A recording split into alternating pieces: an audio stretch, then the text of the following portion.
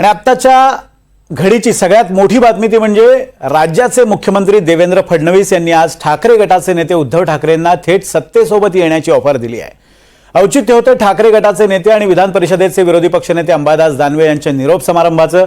August अखेरपर्यंत दानवेंची आमदारकीची term संपते, त्यापूर्वीचं हे अखेरचं अधिवेशन असल्याने दानवेंचा निरोप समारंभ आयोजित करण्यात आला होता आणि यावेळी दानवेंच्या निरोपाच्या भाषणात बोलताना मुख्यमंत्री फडणवीसांनी ठाकरेंना ही ऑफर दिली आहे। फडणवीसांचे शब्द काय होते? 2029 पर्यंत आम्ही विरोधी बाकांवर येण्याचा स्कोप नाही आहे, पण तुम्हाला इथे यायचं असेल तर बघा इथे स्कोप आहे असं फडणवीस म्हणाले। पण फडणवीसांच्या या वक्तव्याचे अनेक अर्थ निघतात किंवा यातनं अनेक प्रश्न निर्माण होतात। हा शिंदेंना दिलेला अप्रत्यक्ष इशारा आहे का, किंवा राज आणि उद्धव ठाकरेंच्या संभाव्य युतीत संभ्रम निर्माण करण्याचा हा प्रयत्न आहे का? याशिवाय शिवशक्ती आणि भीमशक्ती एकत्र येण्याच्या शिंदेंच्या प्रयोगाच्या पार्श्वभूमीवर फडणवीसांनी हे जाणीवपूर्वक वक्तव्य केलंय का? आणि सर्वात महत्त्वाचं म्हणजे 2019 साली हुकलेल्या मुख्यमंत्री पदाच्या संधीच्या अपराधातून फडणवीसांनी उद्धव ठाकरेंना माफ केलंय का? या सगळ्या प्रश्नांची उत्तरं आपण आज जाणून घेणार आहोत। मात्र देवेंद्र फडणवीस नेमकं काय म्हणालेत ते अगोदर ऐकूयात। छत्रपती संभाजीनगरच्या अजबनगरचे ते रहिवासी आहेत आणि जरी आता ते उद्धवजी आपल्या शिवसेनेत असले तरी आपल्यालाही कल्पना आहे की मूळ आमच्या भाजपचे आहेत। त्यांचं सगळं राजकीय जीवन हे भारतीय जनता पक्षातच सुरू झालं। भारतीय जनता पक्षामध्ये आम्ही सगळ्यांनी युवा मोर्चामध्ये काम केलेलं आहे आणि एक अतिशय प्रभावी नेते म्हणून भारतीय जनता पक्षामध्ये ते काम करत होते। ठीक आहे, त्यावेळेस आमच्या पक्षात काही वाद झाले आणि त्या वादामध्ये त्यांना पक्ष सोडावा लागला किंवा पक्ष त्यांनी नाही सोडला, त्या वादामध्ये पक्षाने त्यांना सोडलं आणि मग ते तेव्हाचा आमचा मित्रपक्ष, ते आमचा मित्रपक्ष आहेच, फक्त थोडे काही बदल झाले आहेत, अशा शिवसेनेमध्ये त्यांनी त्या ठिकाणी प्रवेश केला। पण त्यांचं संपूर्ण राजकीय जीवन जे घडलं ते भारतीय जनता पक्षामध्येच घडलं आणि अर्थातच त्यानंतर शिवसेनेत गेल्यानंतर मग शिवसेनेमध्ये वेगवेगळ्या पदांवर त्यांनी काम केलं। तर देवेंद्र फडणवीसांचं ते वक्तव्य असं होतं की 2029 पर्यंत आम्ही विरोधी पक्षात येण्याचा कोणताही स्कोप नाहीये, मात्र उद्धवजी तुम्हाला इथे स्कोप आहे, तुम्ही येत असाल तर बघू शकता, अशा स्वरूपाचं हे वक्तव्य होतं। आणि याच विषयी चर्चा करण्यासाठी त्यातनं काय नेमके राजकीय अर्थ निघतात याबाबत चर्चा करण्यासाठी माझ्यासोबत भाजपचे आमदार आणि देवेंद्र फडणवीसांचे निकटवर्तीय परिणय फुके आहेत। फुकेजी, आपलं स्वागत आहे या चर्चेमध्ये। त्याचबरोबर शिवसेनेच्या प्रवक्त्या शीतल म्हात्रे सुद्धा या चर्चेमध्ये सहभागी होत आहेत। राजकीय विश्लेषक अभय देशपांडे हे सुद्धा या चर्चेत सहभागी झालेले आहेत। अभय सर, आपलंही स्वागत आहे। शीतल म्हात्रेजी, आपलंही स्वागत आहे। आणि सुषमा अंधारे ठाकरे गटाच्या प्रवक्त्या सुद्धा या चर्चेमध्ये आपल्या सोबत सहभागी होत आहेत। मी सुरुवातीलाच अभय देशपांडे यांच्याकडे जाणार आहे। अभय देशपांडे, तुम्ही हे वक्तव्य ऐकलं असेल आणि 2च दिवसांपूर्वी NDTV मराठीच्या मुलाखतीमध्ये सुद्धा नवे प्रदेशाध्यक्ष भाजपचे रवींद्र चव्हाण यांनी सुद्धा अशाच स्वरूपाचं एक वक्तव्य केलं होतं। संदर्भ त्याचा असा होता, तो मी तुम्हाला फक्त थोडक्यात सांगतो की संदर्भ असा होता की अजित पवारांनी मोदींच्या विचारांवर विश्वास ठेवून आमच्यासोबत आले आणि जर उद्धव ठाकरेंना पुन्हा मोदींच्या विचारांवर विश्वास असेल तर ते आमच्यासोबत येऊ शकतात। 2 बॅक टू बॅक वक्तव्य, काय अर्थ निघतो याचा? हा, येतो हो येतो। अभय सर, माझा आवाज येतोय तुम्हाला?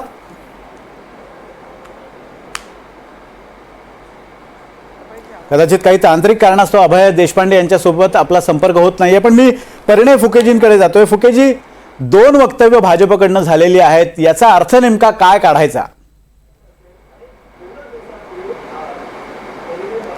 नाही, याचा अर्थ काही काढण्याची गरज नाही। आणि ज्या प्रकारे आज मुख्यमंत्री साहेबांनी सभागृहामध्ये सांगितलं की 2029 पर्यंत आम्ही इथेच आहे, तुम्हाला याची इच्छा असली तर तुम्ही इथे या, मला असं वाटतं ते एक सभागृहाचे एक औचित्य साधून किंवा एक सभागृहामध्ये नेहमी एक खेळीमेळीचं वातावरण असतं आणि त्यात सत्तापक्ष आणि विरोधी पक्षाचं असं काही कोणासोबत काही मनात काही तीव्र भावना न असून एक मैत्रीपूर्ण वातावरणात हे सगळ्या सभागृहातल्या चर्चा चालत असतात आणि त्यातूनच माननीय फडणवीस साहेबांनी माननीय उद्धव ठाकरे साहेबांना या प्रकारचं एक मला असं वाटतं ज्या प्रकारे आपण म्हणतो ऑफर दिली, पण ऑफर न दिली एक असंच सहज जे त्याला म्हणतात एक टोला लावला किंवा त्या प्रकारे मी त्याला बघतो. आणि ज्या प्रकारे रवींद्र चव्हाणजींनी म्हटलं आहे, तर जेही या देशामध्ये माननीय मोदीजींच्या नेतृत्वात काम करायला तयार आहे, जेही या देशामध्ये माननीय मोदीजींचं नेतृत्व स्वीकार करतात आहे, त्यांचा विचार त्यांना पटतो, आमचा विचार त्यांना पटतो आहे, त्या सगळ्यांचं स्वागत आमच्या भारतीय जनता पार्टीमध्ये आहे. हे आमचं साहजिक सगळ्याच नेत्यांकडनं हा वक्तव्य येत असतं. पण तुम्ही जरी असं म्हणत असलात की हे एक औचित्य होतं आणि त्या अनुषंगाने हे झालेलं वक्तव्य आहे, महाराष्ट्राचं राजकारण सुसंस्कृत आहे हे मान्य आहे, मात्र देवेंद्र फडणवीसांसारखा चाणाक्ष नेत्या जर अशा स्वरूपाचं वक्तव्य करत असेल तर त्याचे काही राजकीय अर्थ सुद्धा निघू शकतात.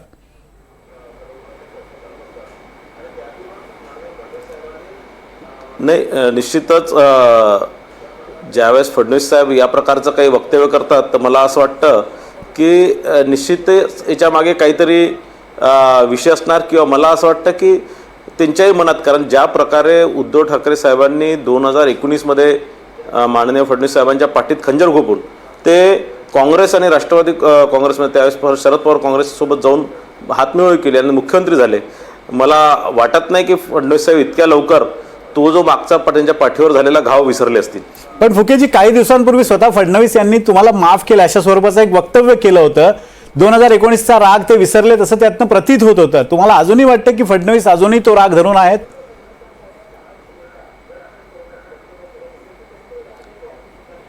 नाही, आजचं वक्तव्य जे आहे ते मला असं वाटतं की ते एकदम त्या सेन्समध्ये ना घेता की उद्धवजींना निमंत्रणच दिलं भारतीय जनता पार्टीमध्ये यासोबत येण्याकरता किंवा महायुतीमध्ये येण्याकरता असं ना घेता, ते परिषदमधलं जे खेळमेळीचं वातावरण असतं, जे एक आपली परंपरा आहे अनेक वर्षापासून सगळ्यांसोबत एक स्वरूप राहून, आणि या प्रकारचं थोडं मोठे चिटकुले किंवा या प्रकारचं थोडं सभागृहामध्ये नेहमी चालत असतं. मला असं वाटतं याला फार असं काहीतरी त्याच्यामागे काहीतरी स्ट्रॅटेजी असणार किंवा त्याच्यामागे काहीतरी हे असणार असं न बघता याला एक सामान्य याच्यात आपण बघितलं. म्हणजे ओघात आलेलं हे वक्तव्य होतं असं तुमचं म्हणणं आहे. सुषमा अंधारेजी, तुम्हाला हे पटतंय का की या वक्तव्याचे काही वेगळे अर्थ तुमच्या दृष्टीने आहेत? परिणय फुकेंची फारच अडचण झाली आहे. परिणय फुकेंना विषय मांडताना त्यांचंही त्रेधा तिरपीट उडाली आहे. मध्येच ते म्हणतात की नाही उद्धवजींना त्यांनी मनापासून ऑफर केलेली आहे, परत म्हणतात की नाही आमचे नेते खूप ज्ञानी आहेत. तसा आज तर त्यांना पाक अगदी राम कृष्ण महादेव चंद्र सूर्य अख्ख्या 33 कोटी देवांच्या सोबत बसवलेला आहे. मला या सगळ्यांमध्ये एक गोष्ट नक्की वाटते की बघा, विरोधक आणि सत्ताधारी दोघे एकमेकांच्या समोर असतात, आमने सामने उभे राहतात वेगवेगळ्या मुद्द्यांवर, पण प्रत्येक वेळेला ते हातात तलवारी घेऊनच उभे राहतात असं काही नाही. बऱ्याचदा काही नर्म विनोदी शैलीमध्ये बोलणं असेल, कधी जुगलबंदी असेल, कधी शेरेबाजी असेल, असंही एक हलकं फुलकं वातावरण सभागृहात असू शकतं. आजचा दिवस तसा, एरवी अंबादास दानवेंनी भी अनेकांना धारेवर धरलेला आहे आणि अनेकांनी अंबादास दानवेंनाही तितक्याच तिखट प्रतिक्रिया दिलेल्या आहेत. मात्र जेव्हा ज्याचा शेवट गोड त्याचं सगळं गोड म्हटल्यासारखं, जेव्हा अशी कधी निरोपाची वेळ असते तेव्हा एकमेकांना सगळे गुढी बोलत असतात. तर तो गुढी बोलण्याचा एक भाग आपण समजून घेऊया. मुळात एखादा काय बोलतोय त्यापेक्षा त्याच्यावरची प्रतिक्रिया काय येते त्यावर त्या म्हणण्याला वेटेज असतं. जर त्याच्यावर काही प्रतिक्रिया द्यायची असती तर उद्धव साहेबांनी ती प्रतिक्रिया सभागृहात मगाशीच दिली असती, परंतु त्यांनी त्यावर बोलणं टाळलं, हे फार महत्वाचं. पण तरी सुद्धा देवेंद्र फडणवीस यांच्यासारखा आपण म्हणतायत तसा एक चाणाक्ष आणि अत्यंत हुशार माणूस, ज्यांना काही चाणक्य वगैरे म्हणतात सगळेजण, परिणयजी माझ्या या मताशी सहमत असतील की देवेंद्रजी फार हुशार आहेत, चाणक्य आहेत. मग एवढा हुशार आणि चाणक्य माणूस इतका सहजासहजी असंच बोलेल असं नाही. मग काय हे बोलणं त्यांचं एकनाथ शिंदे यांना खरंच प्रेशर आणण्यासाठीचं आहे का? किंवा एकनाथ शिंदेच्या उपस्थितीत, म्हणजे ज्या एकनाथ शिंदेंनी एक फार मोठी रिस्क घेतली, आयुष्यभरासाठी एक गद्दारीचा शिक्का आपल्या कपाळावर लावून घेतला, एवढी मोठी रिस्क ज्या फडणवीसांना सत्तेत आणण्यासाठी, भाजपला सत्तेत आणण्यासाठी एकनाथ शिंदेंनी घेतली, त्या एकनाथ शिंदेच्या उपस्थितीमध्ये जर फडणवीस ओपन अशी ऑफर करत असतील तर येणाऱ्या महापालिका इलेक्शनच्या दृष्टिकोनातून एकनाथ शिंदे आणि त्यांच्या सहकाऱ्यांवर प्रेशर आणण्यासाठीचं हे स्टेटमेंट आहे का, या अर्थाने विचार करायला निश्चितपणे स्कोप आहे. कारण शिंदेचं उपयोगिता मूल्य त्यांच्या लेखी संपले की काय अशा पद्धतीने शिंदेच्या एका एका आमदारांना अडचणीत आणण्याचे प्रयत्न सध्या चालू आहेत. ज्या पद्धतीने म्हणजे या नोटिसा वगैरे पाठवणं, भाजपच्या एकाही माणसाला नोटीस येत नाही. आतापर्यंत फक्त विरोधकांना नोटिसा येत होत्या, पण आता ज्या पद्धतीने एकनाथ शिंदेच्या अगदी चिरंजीवांना सुद्धा नोटीस येते, हे आश्चर्यकारक आहे. आणि बहुतेक त्या सगळ्यांचीच एक चुणूक, कारण राजकारणामध्ये कोण कुठे बसतो, कोण कितव्या क्रमांकाला बोलतो, बोलताना कोण कोणती रूपकं आणि मिथकं वापरतो, त्याची एकूण तो कोणाशी हस्तांदोलन करतो, ही प्रत्येक गोष्ट एक पॉलिटिकल स्टेटमेंट रजिस्टर्ड करत असते. त्यामुळे निश्चितपणे आज फडणवीसांनी सभागृहाच्या पटलावर जे काही म्हटलेलं आहे त्याला जर पॉलिटिकल स्टेटमेंट या अंगाने घ्यायचं असेल तर हा एकनाथ शिंदे यांच्यासाठी एक धोक्याचा अलार्म वाजलेला आहे का, अशा अर्थाने घ्यायला हरकत नाही. अभय सर, तुम्ही या दोघांचंही मत ऐकलेलं आहे. तुम्हाला सुद्धा खरंच असं वाटतंय का की देवेंद्र फडणवीसांचं हे वक्तव्य खरंच कॅज्युअली खूप त्यांनी हे केलेलं वक्तव्य आहे, की खरंच याचे काही राजकीय अर्थ निघतात आणि विशेषतः शिंदे गटाला हा दिलेला इशारा आहे का? विनोद असा आहे की जेव्हा त्याचं थेट प्रक्षेपण होतं सभागृहातलं, तेव्हा जे वक्ते बोलत असतात ती बाजू तुमच्या समोर येते. पूर्ण सभागृहात काय असतं ते चित्र आपल्या समोर येत नसतं, पण जे सभागृहात असतात त्यांना दोन्ही बाजूच्या गोष्टी दिसत असतात आणि ते बघण्याचं मला वाटतं चौघांपैकी मला योग आला आज. झालं असं आहे की हा निरोपाचा समारंभ होता, निरोपाच्या भाषणं कशी असतात ते आता सुषमाताईंनी सांगितलं. ज्यावेळेस ते देवेंद्र फडणवीस म्हणाले की आम्ही त्या बाजूला येऊ शकत नाही पण तुम्ही या बाजूला येऊ शकता, हे फक्त एक कोटी करण्याचा एक तो भाग होता. त्यानंतर ज्या रिॲक्शन आल्या समोरनं, सभागृहामध्ये खालून बसून बोललेलं कामकाजाचा भाग होत नाही, त्याच्यामुळे ती काय नेमकी वाक्य होती मी ती उद्धृत करणार नाही, परंतु त्याच्यावर काहीतरी प्रतिक्रिया आल्या, त्याच्यावर ते म्हणाले ठीक आहे तुम्ही येऊ शकता इकडे. मला वाटतं की हे खूप लायटर व्हेनमध्ये त्या प्रासंगिक वक्तव्य होतं, त्याच्यातून फार मोठे अर्थ आपण आत्ता लावतोय. तसंच याच म्हणजे असे काही घटना घडल्या असतील ज्याच्यातून मुत्सद्देगिरी किंवा त्यांचं काय त्यांना त्याच्यातून राजकारण करायचं अशा काही वेगळ्या माध्यमातून गेले असतील, पण आजच्या संदर्भात जर सांगायचं झालं तर हे अतिशय लायटर व्हेनमध्ये खेळीमेळीच्या वातावरणात केलेलं एक वक्तव्य होतं. ते समोरून आलेल्या प्रतिक्रियेवरचं होतं, त्याच्यामुळे ती ऑफर आहे असं म्हणता येणार नाही.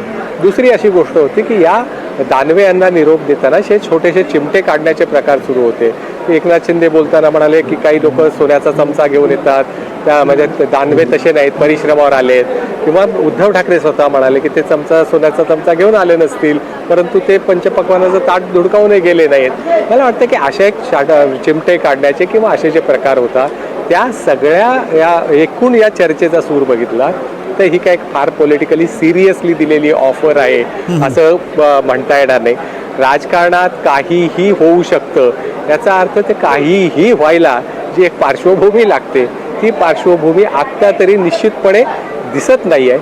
दुसरं असं आहे की कटुता आणि खेळीमेळीचं वातावरण म्हणजे तुम्ही मगाशी ज्याचा उल्लेख केला की फडणवीसांनी त्यांना माफ केलंय का, तर मला वाटतं की ज्या दिवशी मुख्यमंत्री पदाची शपथ घेतली त्याच्यानंतर घेतलेल्या पहिल्याच पत्रकार परिषदेत त्यांनी ते जाहीर करून टाकलं की या राज्यात एकतर तू राहशील नाही तर मी राहील. अशा प्रकारचं जे वक्तव्य झालं त्याच्यावर काय प्रतिक्रिया तुमची, तर ते म्हणाले की ते मी विसरून गेलो, ज्या मैंने उनको माफ किया. आणि त्या दिवसापासून या दोघांमधला संवाद सुरू आहे. त्याच्यामुळे काय फार कटुता नव्हती, म्हणून ते एकमेकाकडे बघून हसले म्हणजे एकत्र येतील, एकमेकाकडे बघितलं नाही म्हणजे येण्याची शक्यताच नाही, असे मला वाटतं की निष्कर्ष काढणं थोडंसं घाईचं ठरेल. आजचा जो प्रसंग होता तो त्यापुरता मर्यादित होता, ही ऑफर आहे असं म्हणता येणार नाही. अभय सर, अजून एक मुद्दा याचा असा आहे की जरी आपण हे लायटर मोडमधलं वक्तव्य म्हणत असलो तरी सुद्धा गेल्या काही दिवसातल्या घटना पाहता कुठे ना कुठेतरी देवेंद्र फडणवीस आणि ठाकरे यांच्यामधली जी कटुता आहे ती कमी होत चालल्याचे संकेत मिळत आहेत. काही दिवसांपूर्वी आदित्य ठाकरेंनी फडणवीसांचं कौतुक केलं होतं. दोघांमधली कटुता संपत चाललेली आहे आणि नव्यानं राजकीय पट मांडला जाऊ शकतो याचा अंदाज आत्ताच आपण काढू शकत नाही किंवा तसा आपण म्हणू शकत नाही, पण कुठे ना कुठेतरी दोन्ही पक्ष एकत्र येण्याच्या दृष्टीने किंवा पुढच्या भविष्यात जर दोन्ही पक्ष एकत्र यायचे झाले तर त्याची पार्श्वभूमी तयार होते का? नाही, असं की पॉलिटिकल स्ट्रॅटेजी म्हणून काही गोष्टी कराव्या लागतात. जर तुम्हाला त्या सत्तेमधल्या सगळ्याच पक्षांना एकदम सर्वांवर टीका करून सर्वांशी शत्रुत्व घेण्यापेक्षा त्यातल्या एका व्यक्तीला टार्गेट करणे, दुसऱ्या व्यक्तीला आपल्या गुडबुकात ठेवणे, हे प्रकार आघाडी आणि युतीच्या राजकारणात नेहमी असतात. म्हणजे ज्या भाजपाबद्दल शिवसेनेचं एक वातावरण, तुम्हाला मी एक जुनी आठवण देतो. 2017च्या निवडणुकीमध्ये महाराष्ट्रात शिवसेना भाजप एकत्र सत्तेत होते, पण आठवते ना तुम्हाला की आम्ही 25 वर्ष युतीत सडलोची वक्तव्य असतील किंवा फडणवीसांचं वाघाच्या जबड्यात हात घालून दात मोजण्याचं डोंबिवलीचं वक्तव्य असेल. मला वाटतं की राजकारणात अशी वक्तव्य होत असतात, तर अशा आयसोलेट एका वक्तव्यावरून अर्थ त्याचे काढता येत नाही. त्यावेळेस तर सत्तेत एकत्र होते. म्हणजे आत्ता सुद्धा एक स्ट्रॅटेजीचा भाग म्हणून जर आपलं मुख्यमंत्री पद आपल्याला मिळालं नाही, याच्यामुळे जर शिंदेमध्ये नाराजी असेल तर ती नाराजी आणखी त्या पक्षांमधली दरी कशी वाढवता येईल, तर त्यातल्या एका पक्षाचं कौतुक करणं हा एक राजकीय रणनीतीचा भाग आहे. आणि तो न समजण्याइतपत फडणवीसही खुळे नाहीत आणि शिंदेही खुळे नाहीत, किंवा तेही जर समजा आघाडीच्या संदर्भात काही वक्तव्य करत असतील काँग्रेस आणि उद्धव ठाकरे यांच्या शिवसेनेसंदर्भात, तो सुद्धा त्या रणनीतीचा भाग असतो. पण सर्वसाधारणतः मला वाटतं की अशा वक्तव्यामुळे काही राजकारणाची समीकरणं घडतात किंवा बिघडतात असं होत नाही. एक निश्चित आहे की राजकारणात सगळ्यांना एकत्र आणणारा एकच दुवा असतो, ती त्या काळातली गरज. आणि ती गरज ही जेव्हा सत्तेची असते, त्या सत्तेची गरज अनेक लोकांना एकत्र आणते, आणि ती नसते तेव्हा सत्तेमधला वाटा देण्याची शक्यता कमीत कमी वाटा द्यावा लागेल किंवा द्यावाच लागू नये याकडे कल असतो. आणि आता जर सत्तेतलं आपण गणित बघितलं तर मला नाही वाटत की लगेच काही अशी कुठली खेळी करतील. एक ठीक आहे की या दबावाचं राजकारण, विरोधकांमध्ये संभ्रमाचं वातावरण करणं, हा राजकीय म्हणजे राजकारणाचा एक भाग म्हणून याच्याकडे बघावं लागेल. याच्यातून काही फार मोठी समीकरणं आज आकाराला येताना दिसत नाहीत. किंबहुना आता येणाऱ्या स्थानिक स्वराज्य संस्थांच्या निवडणुका जसजशा जवळ येतील तसतशी ही वक्तव्य याला एकदम विपरीत किंवा याला छेद देणारी असतील, त्यावेळेस आपण त्याचा काय निष्कर्ष काढणार आहोत. मला वाटतं की आत्ता याच्यावरनं काही फार मोठं त्याच्यातून काही आडाखे बांधण्यात काही अर्थ नाही. राजकीय डावपेचाचा हा भाग असू शकतो, मात्र तुर्तास यातनं काही अर्थ काढू नये अशा स्वरूपाची तुमची मांडणी आहे. शीतल म्हात्रेजी, या चर्चेमध्ये सुरुवातीलाच मी तुम्हाला प्रश्न हा विचारतो की आजच्या या वक्तव्याचं नेमकं आकलन तुम्ही कसं केलेलं आहे किंवा तुमच्या पक्षात कशा पद्धतीने या वक्तव्याकडे पाहिलं जात आहे? मला वाटतं परिणय फुके जे असतील किंवा अभय सर असतील यांनी जे काही सांगितलेलं आहे की ही खरं तर अंबादास दानवे यांना निरोप समारंभचा हा विषय होता आणि विधान परिषदेमध्ये ही भाषणं चाललेली, त्याच्यामुळे एक लाईटर मोड होता, कुठलाही पॉलिटिकल चर्चा नव्हती. आणि अशा वेळेला एकमेकांना कोपरखळ्या मारणं किंवा चिमटे काढणं असे प्रकार हे सुरू असतात विधान परिषदेत. त्या पद्धतीने हे चिमटे होते, त्या पद्धतीने ही वक्तव्य होते. ह्याला फार काही सिरियसली घेण्याची आवश्यकता आहे असं मला वाटत नाही. कारण आता बोलता बोलता उद्धव ठाकरेजी म्हणाले की अंबादास दानवेजी तुम्ही परत यावं, परंतु आमच्याच पक्षातून यावं.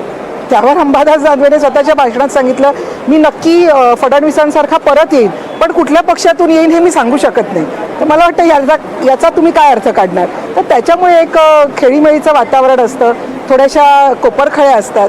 त्यामुळे याला काही फार सिरियसली घेण्याची आवश्यकता नाही आहे. अशा गोष्टी होत असतात, घडत असतात, आणि या गोष्टीतून प्रत्येक गोष्टीतून कुठला तरी पॉलिटिकल अर्थच काढला पाहिजे अशी आवश्यकता नाही आहे, आणि आता तशी त्याची गरजही नाही आहे. जसं अभय सर म्हणाल की जसं जसं इलेक्शन येतील तसे तसे पॉलिटिकली चर्चा होतील, पॉलिटिकल विषय येतील तेव्हा ते बोलू शकतो. परंतु आजचा विषय हा मात्र अतिशय खेळीमेळीच्या वातावरणात असलेलं हे भाष्य आहे. याला फार काही सिरियसली घेऊन याच्यातून काहीतरी अर्थ निघतोय असं म्हणण्याची काही आवश्यकता नाही आहे. असं जर असेल तर मग दानवेंच्या या वाक्याचा तुम्ही काय अर्थ घ्याल की मी परत येईन पण कुठल्या पक्षातून येईन हे मी सांगू शकत नाही. त्याच्यामुळे हे खूप हास्य विनोद आणि नर्म विनोद असे होते. तर आय डोंट थिंक सो की हे फार काही सिरियस असण्याची आवश्यकता आहे. पण शीतलजी, गेल्या काही दिवसातली अभय सर नाही, आणखी या वक्तव्याचं म्हणजे अर्थच लावायचे असतील, निरूपणच करतोय आपण त्याचं, तर असाही लावता येईल की राज ठाकरे यांना प्रयत्न करूनही ते बरोबर येत नाहीत, म्हणून उद्धव ठाकरेंना निमंत्रण देऊन त्यांच्यावर दबाव आणतात. मला वाटतं की याचे कुठल्याही कंगोऱ्यातलं याचं विश्लेषण करता येईल. परंतु आजची जी परिस्थिती होती, आजचं साधारणतः तिथलं जे चित्र होतं ते त्याप्रमाणे होतं. पण शीतलजी, मला तुम्हाला विचारायचं असं आहे की गेल्या काही दिवसांपासून शिंदेचे म्हणजे तुमच्या पक्षाचे नेते खूप कॉन्ट्रोवर्सीमध्ये आहेत. उदाहरणार्थ संजय गायकवाडांनी केलेली मारहाण असेल, संजय शिरसाटांचं एक वक्तव्य आणि त्यांचा व्हायरल झालेला व्हिडिओ असेल, किंवा भुमरेंच्या ड्रायव्हरचं खरेदी प्रकरण असेल, या सगळ्या प्रकारामुळे भाजपमध्ये एक नाराजीची भावना आहे आणि सरकारची प्रतिमा कुठेतरी शिंदेंच्या आमदारांमुळे मलिन होते, अशा स्वरूपाची एक चर्चा आहे. त्यामुळे या गोष्टी या सगळ्या पार्श्वभूमीवर कुठे ना कुठेतरी शिंदेंना एक दबाव टाकण्यासाठी अशी वक्तव्य केली जात आहेत भाजपकडनं, असंही बोललं जात आहे.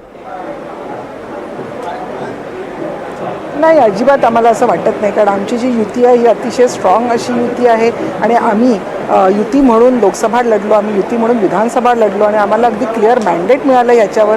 आणि मला वाटतं स्थानिक स्वराज्य संस्था म्हणून सुद्धा आम्ही एकत्र लढतो. ठीक आहे, आमच्या काही आमदारांकडून काही गोष्टी घडल्या असतील, त्याची त्यांना समज योग्य पद्धतीने माननीय शिंदेसाहेबांनी दिलेली आहे आणि मला असं वाटतं की या गोष्टी घडत असतात. या गोष्टी घडत असताना जर त्यांच्याकडून काही चुका झालेल्या आहेत तर नक्कीच पक्ष आमच्या मुख्य नेते म्हणून त्यांना तशी समज मला वाटतं शिंदेसाहेबांनी दिलेली आहे आणि युती म्हणून अतिशय चांगल्या पद्धतीने आम्ही कामं करतोय. त्याच्यामुळे असा एखाद्या कुठला तरी शब्द किंवा एखादं वाक्य पकडून आता हे असंच झालं किंवा असंच झालं नाही असं लगेच कुठल्याही निष्कर्षाला पोचणं हे मला वाटतं योग्य नाही आहे. जसं परिणय फुकेजी म्हणाले की एक लाईटर मोड होता, अतिशय खेळीमेळीच्या वातावरणात गप्पा चाललेल्या, एकमेकांना कोपरखळ्या चाललेल्या, तर मला वाटतं त्याचं तसंच वजन राहून द्यावं आणि त्याच्यातून लगेचच काही अर्थ काढून अशा पद्धतीने शिंदेसाहेबांबद्दल काही आहे किंवा युतीमध्ये बेबनाव असं काहीही नाही आहे. तर एक खूप छान आणि एकत्रित गप्पा टप्पा चालल्या होत्या आणि त्याच्यातनं आलेलं हे वक्तव्य आहे. सुषमाजी, तुम्ही हे ऐकताय, शिंदेंना अशी एक मांडणी केली जाते की शिंदेंना कट टू साईड करण्यासाठी, कारण त्यांचे आमदार ज्या पद्धतीने त्यांचे नेते गेल्या काही दिवसातली त्यांची वर्तणूक पाहता कुठे ना कुठेतरी सरकारची प्रतिमा मलिन होते आणि शिंदेंना कट टू साईड करण्यासाठी इतक्यात कुठली संधी नाही आहे, पण किमान अशा प्रकारच्या वक्तव्यामधनं त्यांच्यावर दबाव बनवत राहिला पाहिजे, अशी भाजपची रणनीती आहे. खरं तर मी अगदी सुरुवातीला म्हटलं की याला लायटर मोडवर खरंच राहू दिलं पाहिजे आणि महत्वाचं म्हणजे की एखादी व्यक्ती काय बोलते त्याच्या नंतरच्या रिॲक्शन काय येतात त्या खूप मॅटर करतात. त्याच्यानंतरच्या रिॲक्शन की बाबा त्यांनी साथ दिली आणि यांनी लगेच प्रतिसाद दिला असं काही घडलं असेल तर निश्चितपणे त्या घटनेला एक वेगळे आयाम प्राप्त होतात. मात्र यावरती कुठलंही भाष्य सन्मान्य पक्षप्रमुखांकडून झालं नाही, हा एक भाग.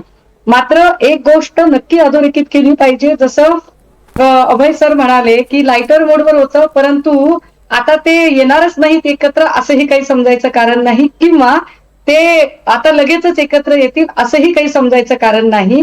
परंतु अभय सर, मला मगापासून प्रश्न पडलाय आणि तो तुम्हाला खरं तर विचारावासा वाटतोय की खरंच फडणवीसांसारखा नेता लायटर मोडवर सुद्धा इतक्या सहजपणे मात्र बेफिकिरीने असं काही स्टेटमेंट करेल का? म्हणजे एक साधारण आपण जर एक नैसर्गिक गोष्ट जर लक्षात घेतली की माझ्यासोबत माझा एक मित्र आहे आणि त्याचा पूर्वाश्रमीचा एक मित्र आहे आणि त्या पूर्वाश्रमीच्या मित्राशी काय जे काही 12 भानगडी भांडणं सगळं करून तो मित्र सोबत आहे आणि तरीही असणारा एक जण त्या पुढच्या मित्राला साथ घालतोय. आपल्या आत्ताच्या वास्तवातल्या अस्तित्वात असणाऱ्या हजर असणाऱ्या मित्राला काय वाटेल याचा विचार काही फडणवीसांच्या मनात एका क्षणासाठी आला नसेल का? फडणवीस त्याचा विचार करू शकणार नाहीत का? फडणवीसांनी त्यावर असं म्हणजे इतकं आपण फडणवीसांना ग्रँटेड धरत आहोत का की फडणवीस नाही बाबा ते खूपच साधे भोळे आहेत आणि ते अगदीच सहज बोलून गेले आणि त्यांच्या बोलण्याचं एवढं काय आपण मनावर घ्यायचंय, ते तर खूपच लायटर मोडवर बोलले. म्हणजे जसं परिणय फुके म्हणाले की ते चंद्रासारखे शीतल, सूर्यासारखे तेजस्वी, काय काय म्हणजे महादेवाचा तिसरा डोळा, blah blah blah blah blah, एवढं सगळं असणारे फडणवीस इतक्या सहज बोलले असतील का? हा एक भाग. दुसरं असं की ज्या पद्धतीने मागच्या म्हणजे जेव्हापासून फडणवीसांनी मुख्यमंत्री पदाची कमान स्वीकारलेली आहे तेव्हापासूनचा प्रत्येक निर्णय असेल म्हणजे एसटी महामंडळामध्ये ज्या पद्धतीने नाही एसटी महामंडळात अजून एक IAS अधिकारी मी नेमणारच आहे, तो नेमला.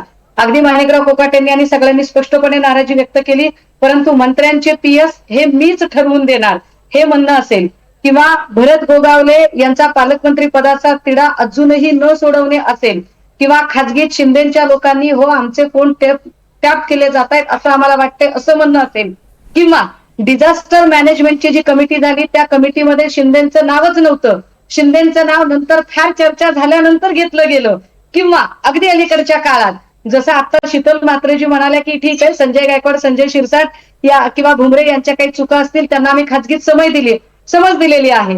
मात्र श्रीकांत शिंदेची कसली चूक झाली? श्रीकांत शिंदेना लगेचच आयकर विभागाने नोटीस दिली ह्या सगळ्या गोष्टींना आपण कसं बघावं हे मी पुन्हा स्पष्ट करते की आमचं काहीच म्हणणं नाहीये. आमच्या पक्षप्रमुखांनी त्यावर काहीही प्रतिक्रिया व्यक्त केलेली नाही. मात्र फडणवीस ज्या पद्धतीने शिंदे गटाच्या एका सदस्याची, शीतल म्हात्रेजी मी तुमच्याबद्दल काळजी व्यक्त करते, बघा मी तुमच्याबद्दल चांगलं बोलायचा प्रयत्न करते की अरे ज्या पद्धतीने शिंदे गटाच्या एका सदस्याची गळचेपी करण्याचा, त्याला खिंडीत पकडण्याचा, अडचणीत आणण्याचा प्रयत्न केला जातोय. खरंच सत्ताधारी पक्षातल्या कुठल्या माणसाला आतापर्यंत नोटीस गेली आहे का? अरे जी नोटीस अजितदादाच्या पक्षातल्या कुणाला गेली नाही, जी नोटीस इकडे भाजपच्याही कुणाला गेली नाही, ती साक्षात एकनाथ शिंदेच्या चिरंजीवांना जाते.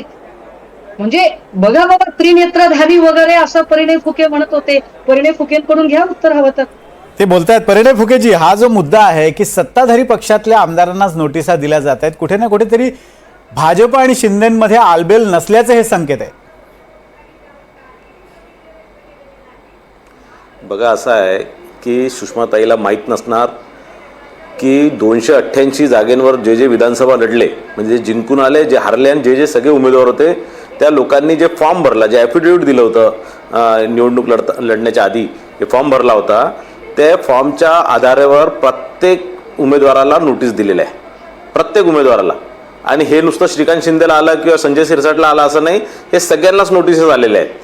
आणि हे ते इन्कम टॅक्स डिपार्टमेंटचं ती कार्यपद्धती आहे की तुम्ही निवडणुका ज्यावेळेस लढता, भाजपच्या मला स्वतःलाही आली आहे, सगळ्यांना झालेले, सगळ्यांना झाले, प्रत्येक उमेदवाराला आलेली आहे. सुषमाताई, त्यातला तांत्रिक मुद्दा असा आहे की आम्ही या संदर्भात इन्कम टॅक्स डिपार्टमेंटकडे विचारणा केली. त्यावेळेला आमच्या प्रतिनिधींना इन्कम टॅक्स डिपार्टमेंटच्या हायली प्लेस्ड सोर्सने असं सांगितलं की ज्यांनी 5 कोटींच्या वर टॅक्स भरलेला आहे अशांना ऑटोमॅटिक जनरेटेड नोटिसेस त्या आहेत, त्यामुळे त्यात राजकीय काही असण्याची शक्यता नाही, असा एक इन्कम टॅक्स डिपार्टमेंटचा दावा आहे. हा परिणय फुकेजी. नाही 5 कोटीच्या वर टॅक्स भरलेला नाही, 5 कोटीच्या वर ज्यांनी इन्कम दाखवली असणार असं असू शकतो. मला असं वाटतं की तितकंही नाही, माझं तर तितकं इन्कम नाही, पण मलाही नोटीस आली आणि सगळ्यांनाच नोटीस आले. जे उमेदवार होते लोकसभेला ज्यांनी फॉर्म भरले, विधानसभेला ज्यांनी फॉर्म भरले, ते इन्कम टॅक्सची एक प्रोसिजर आहे की त्या सगळ्याच लोकांना ज्यांच्या याच्यात त्यांना असं वाटतं की यांच्यात इन्कम जास्त आहे किंवा काही जास्त आहे किंवा काही विषय असतील तर त्यांनी सगळ्यांनाच नोटिसेस दिलेल्या आहे. तुम्ही कोणतीही निवडणूक लढा, मला वाटतं सुषमाताई आतापर्यंत कोणत्या निवडणूक लढल्या नाही आणि त्यांनी कोणता फॉर्म भरला नाही माझ्या माहितीप्रमाणे. तर मला असं वाटतं की ह्या सगळ्या गोष्टी ज्या आहेत त्या सगळ्या नोटिसेस आल्या किंवा याच्या मागे काहीतरी हे आहे, हे सगळ्या गोष्टी नाही आहे. दुसरा विषय जो सुषमाताई बोलून राहिले की ज्या प्रमाणे सुषमाताई बोलून राहिल्या, मला असं वाटतं की उद्धव ठाकरे तर नंतर येतील किंवा उद्धव ठाकरेंना जो आज फडणवीस साहेबांनी ऑफर दिला, उद्धव साहेबांनी त्याचा विचार केला नाही केला माहीत नाही, पण सुषमाताई फार उतार होऊन राहिल्या भाजपमध्ये येण्याकरता. तर मला असं वाटतं की ज्या प्रकारे सुषमाताई रिॲक्ट करून आले, ज्या प्रकारे सुषमाताई उतावळा होऊन मला वाटतं त्या शिंदे साहेबांना किंवा शीतलताईला काय म्हणतात काही चिमटे काढण्याच्या हिशोबाने भले होत असतील, पण तुमचा उतावळपणा असा दिसून राहिला की तुम्हीच आज ऑफर दिला की उद्या तुम्ही भाजपमध्ये प्रवेश. सुषमाजी तुम्ही ऐकताय का? तुम्ही ऐकताय का काय म्हणतात परिणय फुके? तुम्हीच उतावळ्या झालेल्या आहात भाजपसोबत जाण्यासाठी. या सगळ्या ज्या विषय हे लायटर मोड मध्ये झालं होतं. परिणयजी त्या काहीतरी बोलतायत त्या, सिरियसली घेऊ नका. परिणयजी काहीतरी बोलतायत त्या, बोला. विनोदजी मी सांगितलं पाहिजे, मला असं वाटतं की माझा बाज, माझी विचार करण्याची पद्धत आणि माझं काम करण्याची पद्धत या सगळ्यांबद्दल माझ्यापेक्षा जास्त चांगलं अभय सर ओळखून आहेत. त्यामुळे मला स्वतःला वेगळं काहीच सांगायची गरज नाही. असं कधी घडलं तरी मी काय निर्णय घेईल हे माझ्यापेक्षा जास्त महाराष्ट्राला फार चांगलं माहिती आहे. त्यामुळे सत्ता संपत्तीच्या मोहासाठी इमान विकणारी माणसं आम्ही नाही आहोत. मी वारंवार सांगते, आमच्यासारख्या मध्यमवर्गीय माणसाकडे जपायला 2च गोष्टी असतात, एक आमचे आबरू आणि दुसरं आमचे इमान. त्यामुळे त्या 2 गोष्टी पणाला लावून आम्ही अशा कुठल्याही सत्तेच्या ताटावर बसण्याला अजिबातच इच्छुक नाही आहोत. आणि यावर परिणयजी तुम्हीही जिवंत राहणार आहात, मीही जिवंत राहणार आहे आणि आपण वारंवार भेटणार आहोत. आणि निश्चितपणे यावर आपण अगदी 10 वर्षांनी 20 वर्षांनी सुद्धा बोललात तरी मला वाटतं की माझी ही जी भूमिका असेल ती ठाम असेल आणि ही मी NDTVच्या चॅनलवर अत्यंत जबाबदारीने मांडत आहे. मी थोडीशी चर्चा थांबवतोय. आत्ताची जी दृश्य आपण पाहतोय, निरोप समारंभ पार पडल्यानंतरची फोटो ऑपॉर्च्युनिटी आहे.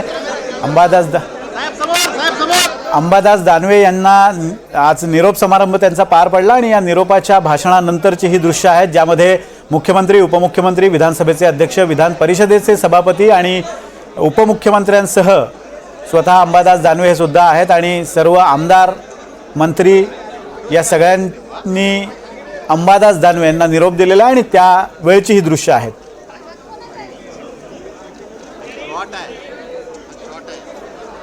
उद्धव ठाकरे यांचं सुद्धा आगमन झालेलं आहे आणि आत्ता जी दृश्य आपण पाहतोय, गेल्या काही दिवसांपासून एकमेकांचा चेहराही न पाहणारे या निमित्तानं एकमेकांसमोर आलेले आहेत. सुसंस्कृत राजकारणाचं हे उदाहरण आहे का, अशा स्वरूपाची ही दृश्य आहेत. नीलम गोऱ्हे आणि उद्धव ठाकरे अगदी आजूबाजूला बसलेत आणि एकनाथ शिंदे सुद्धा जवळच आहेत. खरं तर महाराष्ट्राच्या राजकारणाचा सुसंस्कृतपणा यातून दिसतोय आणि पुन्हा एकदा आपण चर्चेकडे वळणार आहोत. आत्ता ही दृश्य जी आत्ताच्या घडीची ही दृश्य आपण पाहतो, विधिमंडळातलं हे फोटो सेशन आहे. अंबादास दानवे यांच्या निरोप समारंभानंतरची ही दृश्य आहेत. उद्धव ठाकरे आणि नीलम गोरे या उद्धव ठाकरे यांच्या अगदी निकटवर्तीय आणि ज्यांना एकदम मातोश्रीत थेट प्रवेश असलेल्या नेत्यांपैकी एक होत्या. मात्र शिवसेनेच्या फुटीनंतर नीलम गोरे यांनी शिंदेंसोबत जाणं पसंत केलं. गेल्या काही वर्षांपासून खरं तर या दोन्ही नेत्यांमधून विस्तव जात नव्हता, पण आत्ताच्या घडीची दृश्य आपण पाहतोय. मुख्यमंत्री आणि उद्धव ठाकरे यांची देहबोली, त्याचबरोबर राहुल नार्वेकर हे सत्ता संघर्षातले असे मोहरे आहेत जे एकमेकांच्या विरोधात गेल्या 2 वर्षांपासून एकमेकांच्या विरोधात उभे राहणारे हे असे मोहरे आहेत सत्तेचे, जे आज या निमित्तानं एकत्र आलेले आहेत. आणि त्या दृष्टीनं एक बोलकं असं हे चित्र आहे. विधान भवनांच्या पायऱ्यांवरचं हे फोटो सेशन आहे. उद्धव ठाकरे यांनी निघताना मुख्यमंत्र्यांचा आवर्जून, त्यांचं लक्ष नसताना त्यांच्या पाठीला हात लावून आवर्जून त्यांचा निरोप घेतला आणि ते बाहेर पडत असताना आणि त्यानंतर मुख्यमंत्र्यांची देहबोली सुद्धा बरंचसं काही सांगून जाते. जरी यातनं काही राजकीय अर्थ काढायचे नसले तरी सुद्धा गेल्या 2 ते 2.5 वर्षांपूर्वी जे राजकारण या महाराष्ट्राने अनुभवलं, या राजकारणाचे तीव्र पडसाद गेल्या 2-2.5 वर्षांपासून महाराष्ट्राच्या राजकारणावर उमटत आहेत आणि त्या पार्श्वभूमीवर हे चित्र बरंचसं बोलकं आहे, बरंचसं वेगळी कहाणी सांगणारं हे चित्र आहे. पुन्हा एकदा आपण चर्चेकडे वळूयात. परिणय फुकेजी, मगाशी तुम्ही जो मुद्दा मांडलेला आहे की एक लायटर नोटवर ते स्टेटमेंट होतं, या लायटर नोटच्या स्टेटमेंटचे कोणतेही राजकीय अर्थ काढू नये हे खरं आहे, पण या निमित्तानं कुठे ना कुठेतरी एक 2-2.5 वर्षांपूर्वीचा जो एक तीव्र संघर्ष निर्माण झाला होता त्याच्यात आता कोर्स करेक्शन होते. निश्चितच अनेक गोष्टी कारण मला माहिती आहे की उद्धव साहेब आणि फडणवीस साहेब फार जवळचे मित्र होते, फार त्यांचे घनिष्ठ संबंध होते आणि नुसतं दोघांचेच नाही तर पारिवारिक त्या दोघांचे संबंध होते. अनेक वेळा फडणवीस साहेब त्यांच्या घरी मातोश्रीवर जाऊन नाश्ता केला आहे, त्यात रश्मी वहिनींनी तो नाश्ता तयार केला आहे किंवा वाढण्याचं काम केलं आहे, किंवा ही उद्धव साहेबही वर्षा बंगल्यावर किंवा इथे यांच्या घरी फडणवीस साहेबांच्या घरी गेले आहे. सगळं म्हणजे एक फॅमिली रिलेशन यांच्या आधी होते आणि 2019मध्ये ज्या प्रकारे ते सगळं कडवाट झालं, 2-2.5 वर्ष ज्या प्रकारे उद्धव साहेबांच्या माध्यमातून काही. परिणय फुकेजी, मी तुम्हाला थोडंसं थांबवतो. उद्धव ठाकरे बोलतायत, आपण त्यांच्याकडे जाऊया आणि त्यानंतर मी पुन्हा तुमच्याकडे येतो. आज कार्यक्रम आहे ना, सभापतीने सगळ्यांना जेवण ठेवलंय ना, सगळ्यांना. अंबादास दानवे यांच्या निरोप समारंभानंतर फोटो सेशन पार पडल्यानंतर उद्धव ठाकरे आता प्रतिक्रिया देत आहेत. सत्ताधारी बाकावर येण्याची ऑफर दिली आहे. त्यांनी असं म्हटलं की 2029 पर्यंत आम्ही विरोधी बाकावर जाणं शक्य नाही, पण तुम्हाला इथे येण्याचा स्कोप आहे. ठीक आहे, मग काय नाही आहे का ऑफर दिली आहे, त्यांना माहिती नाही, तो नुसतं बाकाचं नाही, प्रसंग बडा बाका आहे म्हणा. तर या गोष्टी थोड्या खेळीमेळीने झाल्यात आणि त्या खेळीमेळीनेच घ्यायला पाहिजे. पण सर, काही बदल होत आहेत महाराष्ट्राच्या राजकारणात, कारण एकनाथ शिंदे पण आज म्हणाले की मी छोटे मोठे ऑपरेशन्स करत असतो. आज आनंदराज आंबेडकर पण त्यांच्या पक्षासोबत युती झाली त्यांची. जाऊ दे, आता ऑपरेशनचा माझ्या एवढा अनुभव त्यांना नाही आहे, त्याच्यामुळे मी छोटी मोठी ऑपरेशन करत नसतो, मी करतो ती मोठी ऑपरेशन करतो. ठीक आहे, मला वाटतं काय विषय. आज पहिल्यांदाच आमने सामने आला तर ज्यावेळेला सोन्याचा चमचा घेऊन तुम्ही जन्माला, ह्या वाक्यावर तुम्ही पलटवार केला. त्याबद्दल नेमकं काय पहिला महत्त्वाचा मुद्दा असा की सोन्याचा चमचा घेऊन मी जन्माला आलो तर हे माझ्या वडिलांचं आणि आजोबांचं कर्तृत्व आणि आमची परिस्थिती काय होती कशी होती त्यांना माहिती आहे. ज्यांनी त्यांना सोन्याच्या चमच्यातनं भरवलं त्या अन्नाशी प्रतारणा केली हे पाप जनता विसरू शकत नाही. नाही, पण आज पहिल्यांदा तुम्ही विधान परिषदेमध्ये विरोधी पक्षात असताना भाषण केलं. त्यात नाही, विरोधी- सोन्याचा रेस्टॉरंट, निष्ठा असे अनेक विषय निघाले. त्यावेळेस उपमुख्यमंत्री एकनाथ शिंदे तुमच्या समोर होते. त्यांना बोलण्याचा काय अधिकारच नाही. कारण मी तेच परत सांगतो की मराठी माणसाला स्वतःच्या हक्काची जी काय रोजीरोटी आहे ती मिळवून देण्याचं काम शिवसेना प्रमुखांनी केलं. आणि हे आयत्या ताटावरती बसलेली लोक होती त्यांनी खाल्ल्या ताटामध्ये जे काय प्रतारणा केली, मी जास्त तो शब्द वापरत नाही, तो त्यांना लखलाभ हो, लोक त्यांना ओळखू नये. मला जास्त अंबादासजी दानवे यांनी सभागृहात आज दोनदा मी पुन्हा येईल हे सभागृहात त्यांनी वाक्य अगदी देवेंद्र फडणवीस यांचं नाव घेऊन मीच त्यांना सांगितलं ना माझ्या वाचनात परत बोला तुम्ही म्हणा म्हणून. कारण ही कोणाची एकाची मक्तेदारी नाही, विरोधी पक्षसुद्धा आहेच. आणि त्याच्यामुळे सभागृहात येणं, जसं अनिल परब आले, त्याच्या आधी मिलिंद आला, आता मी तर बिनविरोध आलो होतो, मला वाटतं सचिन पण तसे झाले. तर ही तर जाणं येणं सुरू असतं. त्याच्यामुळे तसा काही वेगळा विषय नाही.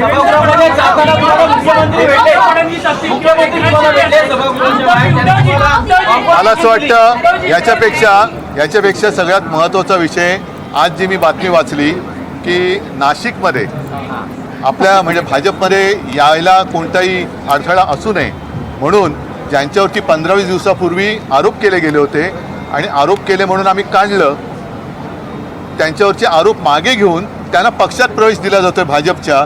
एवढी ही यांची नीतिमत्ता खालवले हे फार दुर्दैव आहे महाराष्ट्राचं.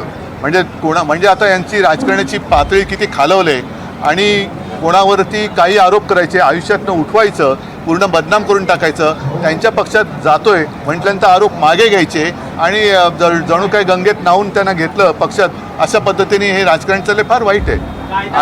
म्हणजे उद्या जर का दाऊद ह्या भाजपामध्ये गेला तर दाऊदवरचे पण देशद्रोहाचे गुन्हे मागे घ्यायला कमी पाठीपुढे बघणार नाही. ह्याचं कारण आधी सलीम कुत्त्याबरोबर काय पार्टी केली म्हणून आरोप केले गेले, इक्बाल मिर्चीबरोबर व्यवहार केला गेला म्हणून आरोप केले गेले आणि त्यांनी मग ते पक्षात गेल्यानंतर ते आरोप मागे घेतले गेले. म्हणजे हे नवाब मलिक त्यांचं पण उदाहरण आहे. दाऊद बरोबर काय व्यवहार केला, काय केला, पण ते त्यांच्याबरोबर गेल्यानंतर हे धुतले गेले. भ्रष्टाचाराचे आरोप केले गेले, त्यांच्या पक्षात गेल्यानंतर हे धुतले गेले. म्हणजे यांना भ्रष्टाचारमुक्त महाराष्ट्र नाही करायचं आहे, तर भ्रष्टाचार आरोपमुक्त असा पक्ष करायचा आहे की जे आहे त्यांच्यावरती तुमचा आरोप आम्ही पुसून टाकतो, तुम्ही आमच्या पक्षात या. हे एवढ्या पातळीवरती राजकारण गेले. अशा वेळेला आम्ही आमने सामने आलो ते हे झालं का ते झालं, ह्या गोष्टी गौण आहेत. आलेला आहे आणि त्यात तुम्ही असं म्हणतात की राजही आपल्या सोबतच आहे. ते सामनाची मुलाखत येईल तेव्हा बघा ना. उद्धव ठाकरे यांनी त्यावर प्रतिक्रिया दिलेली आहे. प्रसंग बाका आहे अशा स्वरूपाचं वक्तव्य त्यांनी केलेलं आहे. महाराष्ट्राच्या राजकारणात काही बदल होत आहेत का असा प्रश्न त्यांना विचारला, मात्र त्यांनी थेट उत्तर देणं टाळलेलं आहे. मी मोठी ऑपरेशन्स करतो, छोट्या मोठ्या ऑपरेशन्सकडे लक्ष देत नाही. मात्र आत्ताची ही दृश्य आपण समोर पाहतोय ती दृश्य पुरेशी बोलकी आहेत. देवेंद्र फडणवीस आणि उद्धव ठाकरे, त्याचबरोबर राहुल नार्वेकर, हे 3 असे सत्तेचे मोहरे आहेत किंवा 3 बडे नेते आहेत की ज्या नेत्यांभोवती 2 ते 2.5 वर्षांपासून राजकारण फिरतंय आणि पुरेशी बोलकी अशी ही चित्र आहेत. पुन्हा एकदा आपण चर्चेकडे वळणार आहोत. परिणय फुकेजी, मघाशी आपला मुद्दा अर्धवट राहिला. मुद्दा असा होता की या निमित्तानं कोर्स ऑफ करेक्शन होतंय का? जी कटुता गेल्या काही दिवसात आलेली आहे ती कटुता या निमित्तानं दूर होते असं वाटतंय का? बघा, आजच्या ज्या प्रकारे फडणवीस साहेबांनी जे वक्तव्य केलं किंवा आता आपण जे आपल्या चॅनलवरच जे फोटो बघितले, फोटो सेशनच्या वेळेसचे जे आपण व्हिडिओज बघितले, जे दृश्य बघितले आणि ज्या प्रकारे उद्धव साहेबांनी फडणवीस साहेबांना मागे पाठीवर हात लावून, आता आपण बघतोच आहे, पाठीवर हात लावून त्यांना मागे हे करून त्यांचा नमस्कार घेतला आणि बाबा मी येतो म्हणून निरोप घेतला त्यांचा, तर निश्चितच मला असं वाटतं दोघांच्या मनातल्या कटुता कमी झालेल्या आहेत असं मला तरी वाटतं. आणि ज्या प्रकारे यांच्या दोघांचे संबंध होते आधी 2014 ते 2019च्या दरम्यान, आणि त्या एका दुसऱ्यांबद्दलचं कॉर्डिनेशन होतं, एका दुसऱ्यांबद्दलचं आदर होतं आणि नुसतं दोघांचे व्यक्तिगत संबंध नाही तर एक पारिवारिक संबंध दोघांचे होते. 2019मध्ये ज्याही मोहात उद्धवजी पडले आणि त्यानंतर ते काँग्रेससोबत जाऊन बसले आणि मुख्यमंत्री पदासाठी जे झालं असणार, तर मला असं वाटतं की फडणवीस साहेबांनी जसं आपण सांगितलं आणि जसं त्यांनी यावेळेस मुख्यमंत्री झाल्यानंतर त्यांनी एक वक्तव्य केलं होतं की मी सगळ्यांना माफ केलं. तर तेही मोठ्या मनाचे नेते आहेत, मोठ्या मनाचे व्यक्ती आहेत आणि ते या प्रकारचं मला असं वाटतं माफ केल्यानं आजच्याही ज्या प्रकारे ते वागणूक होती आणि जे एका दुसऱ्यांसोबत जे बोलत होते तर निश्चितच मला वाटतं फडणवीस साहेबांनी माफ केलं असणार. आणि आता याच्या पुढे काही तर्कवितर्कामध्ये जाता, कारण आम्ही ज्या सभागृहामध्ये काम करतो, आम्ही अनेक पक्षांचे लोक काम करतो, सत्ता पक्ष विरोधी पक्ष असतं, आम्ही एका दुसऱ्याचे काही शत्रू नसतो. आमचे सगळ्यांचे वैयक्तिक सगळ्यांचे चांगले संबंध असतात, मैत्री असते, आम्ही जेवण सोबत करतो. पण सभागृहामध्ये ज्यावेळेस आपल्या पक्षाची बाजू मांडायची असते, ज्यावेळेस आपली बाजू मांडायची असते, त्यावेळेस आम्ही पोटतिडकीने ताकदीने मांडतो.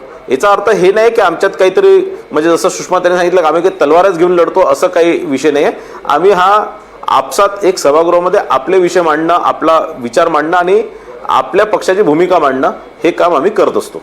सुषमाजी, एक शेवटची तुमची कमेंट या सगळ्यावर, कारण आता उद्धव ठाकरेंची प्रतिक्रिया तुम्ही ऐकलेली आहे. खेळीमेळीनेच हे वक्तव्य घ्यावं अशा स्वरूपाचं वक्तव्य त्यांनी केलंय. अगदीच मी हे मगाशीच म्हटलं होतं की फडणवीसजी काय बोललेले आहेत त्यावरती रिॲक्शन काय येते यावरून आपण त्या वाक्यांचा अर्थ लावला पाहिजे. आणि निश्चितपणे सन्मान्य पक्षप्रमुखांची जी रिॲक्शन होती ती तितक्याच लायटर मोडवर त्यांनी सांगितलं की ठीक आहे, एका लायटर मोडवर एका खेळीमेळीच्या वातावरणात ते काही म्हणाले असतील ते तिथल्या तिथे आपण सोडून देऊया आणि पुढे चालूया. मला वाटतं हे इनफ इटसेल्फ असं स्टेटमेंट आहे. त्यावर पुन्हा अजून वेगळे काही फांद्या वगैरे काही त्याला फोडायचं काही कारण नाहीये. अगदी शीतल म्हात्रे आणि अभय देशपांडे हे सुद्धा आपल्या सोबत आहेत आणि दोघांकडनं मला यावर एक प्रतिक्रिया घ्यायची. आता उद्धव ठाकरेंचं वक्तव्य तुम्ही दोघांनी ऐकलेलं. शीतलजी, पहिले तुमचं या वक्तव्यावरचं विश्लेषण. नक्कीच आम्ही त्यांचं वक्तव्य ऐकलं सुद्धा आणि बघितलं सुद्धा. खरं तर उद्धवजी जे काही म्हणालेत की हे खरं तर लाईटर मोडवर झालेलं आहे आणि खेळीमेळीच्या वातावरणात बोललेला हा विषय आहे, याला काही फार महत्त्व नाही आहे. मगाचपासून आम्ही सर्वजण हेच सांगतोय की ह्याच्यामध्ये अर्थ काही नाही आहे, कारण काही निरर्थक गोष्टींवर चर्चा करणं किंवा अशा पद्धतीने अर्थ लावणं आत्ताच्या काळामध्ये किंवा आत्ताच्या प्रसंगात काही आवश्यक नाही आहे. कारण ज्या पद्धतीने फडणवीसजी म्हणत होते, बोलत होते, भाषण करत होते, त्यांना समोरून जसं अभयजीने सांगितलं ते स्वतः तिथे उपस्थित होते, त्यांनी सांगितलं की आपल्याला फक्त कॅमेरामध्ये फडणवीसजी दिसत होते, परंतु खाली बसलेले जे काही बाकीचे सदस्य होते तेही त्यांना काहीतरी बोलत होते आणि त्याच्यावर त्यांचं उत्तर येत होतं. त्याच्यामुळे ते जे काही बोलत होते ते आपल्याला दिसत नव्हतं. तर एक साथ प्रतिसाद होता, कोपरखळ्या होत्या. तर मला वाटतं हे तिथेच थांबवून हा विषय तेवढ्याच पुरता आहे असं आपल्याला म्हणायला हरकत नाही. याच्यातून आता राजकारण खरं तर सुरू होईल स्थानिक स्वराज्य संस्थेचं, तेव्हा आपण या विषयावर असे अनेक गोष्टी घडतील, अनेक वेळेला असे काही प्रसंग घडतील, अनेक वेळेला असे काही भाष्य होतील, ते आपण नक्कीच चर्चा करू. परंतु आजचा दिवस किंवा आजचा जो काही प्रसंग होता हा राजकीय नव्हता, त्याच्यामुळे त्याचा राजकीय अर्थ काढण्याची आवश्यकता. अगदी चर्चा संपवताना अभय सर, तुमचं शेवटचं तुमची शेवटची कमेंट.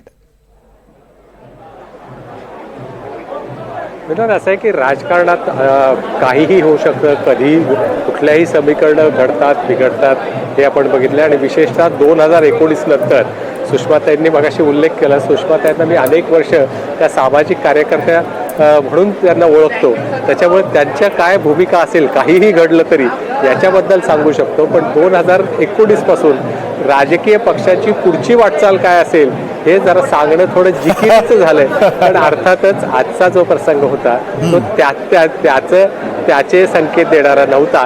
मात्र राजकारणामध्ये कुठल्याही शक्यता आपल्याला नाकारता येत नाही, त्याची सुरुवात आज नाही झाली एवढंच सांगेन मी. अगदी धन्यवाद तुम्हा सगळ्यांचा. तुम्ही या चर्चेमध्ये सहभागी होतात. परिणय फुके, शीतल म्हात्रे, त्याचबरोबर अभय देशपांडे आणि सुषमा अंधारे सुद्धा या चर्चेमध्ये आपल्यासोबत सहभागी होता. आपल्या सर्वांचे धन्यवाद. आपण पाहतोय की या निमित्तानं एक नव्यानं राजकीय पट मांडला जातोय का महाराष्ट्राचा, हे पाहणं सुद्धा महत्त्वाचं असेल. आणि महाराष्ट्राचं राजकारण हे सुसंस्कृत राजकारण म्हणून ओळखलं जातं. गेल्या 5 वर्षात मात्र ज्या राजकीय घडामोडी घडल्या त्या घडामोडी पाहता महाराष्ट्राच्या राजकारणात काहीही होऊ शकतं अशा स्वरूपाचा एक अंदाज येण्यासाठी या सगळ्या घडामोडी पुरेशा होत्या. मात्र आता त्या निमित्तानं जर पुन्हा बिघडलेलं राजकारण सुरळीत होऊ पाहत असेल तर त्याचं स्वागत सगळे राजकीय पक्ष तर करतीलच, मात्र महाराष्ट्रातली जनता सुद्धा करेल. पण ही आजच्या दिवसभरातली पुरेशी बोलकी आणि सर्वात राजकीयदृष्ट्या महत्त्वाची असलेली ही दृश्य.